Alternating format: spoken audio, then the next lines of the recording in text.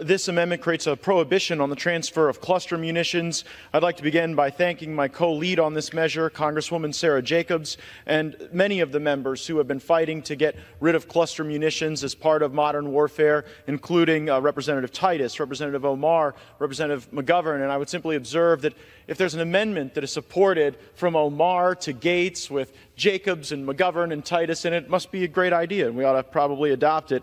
According to the New York Times, since World War II, cluster munitions have killed an estimated 86,500 civilians. Additionally, Human Rights Watch and the UN have reported that cluster munitions in Ukraine have killed or wounded 890 people in 2022, 95% of whom were civilians.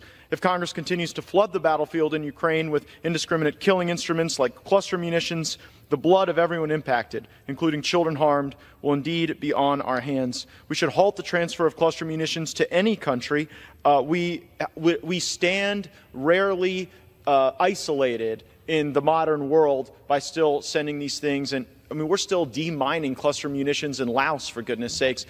I hate the notion that American taxpayers are going to have to pay for cluster munitions. A bunch of civilians are going to die, and then years from now, we'll be back here paying to demine the very cluster munitions we sent out. I reserve. This amendment would have serious consequences to our allies and partners in the Indo-Pacific as they face down China and North Korea.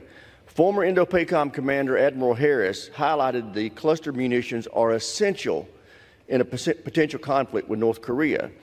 I would simply observe that the North Koreans have nuclear weapons. And so if we're relying on cluster munitions as the deterrent, it seems to be pretty nonsensical. I would yield such time as she may consume to the co-lead on this measure, Ms. Jacobs.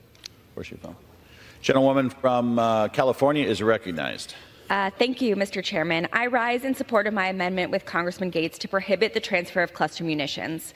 Most U.S. allies, including almost every NATO member, have joined the Convention on Cluster Munitions, but not the United States.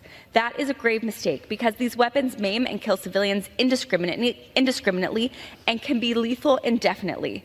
It's reported that up to 40% of these weapons don't explode on impact. And if they don't explode, they become literal ticking time bombs, scattering tiny bomblets that are more like landmines. And even if the dud rate is far lower than 40%, the risk to civilians, to children, to our moral authority is too great.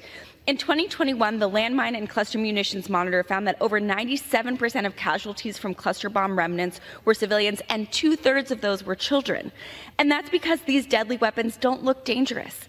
In fact, they look interesting to kids. They look like toys. So when kids find these weapons in trees, in the water, or on the ground, they often try and pick them up and can end up losing a limb or their life.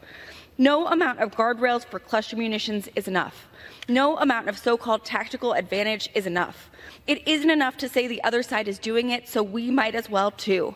It's not worth it when civilian lives are at stake. It's not worth it when our reputation is at stake. Our commitment to our core democratic values, like protecting civilians, abiding by international humanitarian law, and upholding human rights, is the foundation of our reputation on the world stage, and it's what allows us to build and maintain international coalitions to make the world a better place and advance our national security goals. That's why we need to ban the transfer of these weapons, so I urge my colleagues to support this amendment, and I yield back. Mr. Chairman, I'd just like to point out that we all care about Ukrainian kids, but you know who cares about Ukrainian kids the most? Ukrainians. Ukrainians care about Ukrainian kids. And they're the ones asking for these munitions to use on their own territory. They understand the consequences. They understand the dud rates. They understand the danger. I would object to the proposition that the House of Representatives has to outsource our thinking on the cluster munitions questions to Ukraine. Like, when did we substitute their judgment for ours? And I think that this notion that they're essential to warfighting is belied by the actual casualty numbers.